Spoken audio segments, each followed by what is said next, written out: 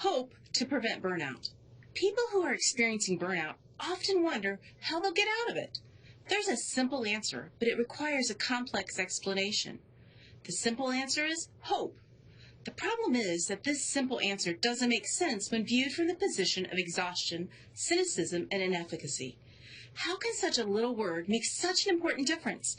And how does one find hope in the grips of burnout? Well, we explain how burnout works with two models. The first model is the personal agency or bathtub model. In the model, your personal agency or your ability to get things done is a bathtub. It's a reservoir of capability to affect change. It says that when your personal agency is empty, that you're in burnout.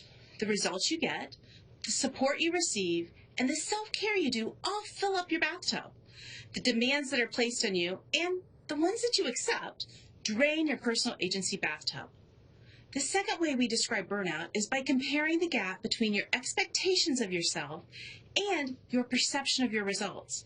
When you expect too much and see too little, you find yourself in burnout.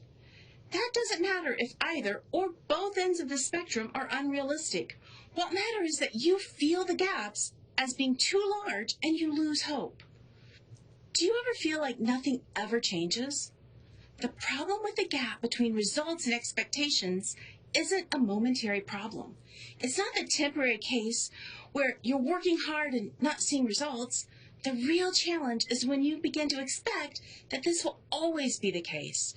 When you believe that all your hard efforts will never be rewarded with the results you expect.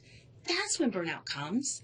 That moment when you begin to believe that things can't change. That's the moment when you lose hope. You somehow forget that life is constantly changing, or you feel oppressed by thoughts that the world is there to make things worse and not better. In your mind, there will be a perpetual gap between what you expect of yourself and what you can accomplish. The world will never be right. Hope is the most powerful thing the world has ever encountered. Whether it's the legend of Pandora's box or the fact that every major medical study must control carefully for the placebo effect. That occurs when the hope people have that the treatment will be successful results in an improvement without any medical treatment at all. With this powerful force, it's easy to understand how its loss could leave people powerless against burnout. Hope itself is seen as an indivisible entity. But the work of C.R. Lewis indicates that hope is made of two components, willpower and willpower. Willpower is your ability to see a path forward. It's the ability to break down the goal in a way that seems achievable. Even the hope that folks cling on to that is far-fetched generally has a way of happening, even if that way is a higher power magically intervening. Willpower is, like most people expect, the willingness to push through and make things happen. Of course, there's not much willpower needed for the higher power option. But even there, people need to be willing to make the plea.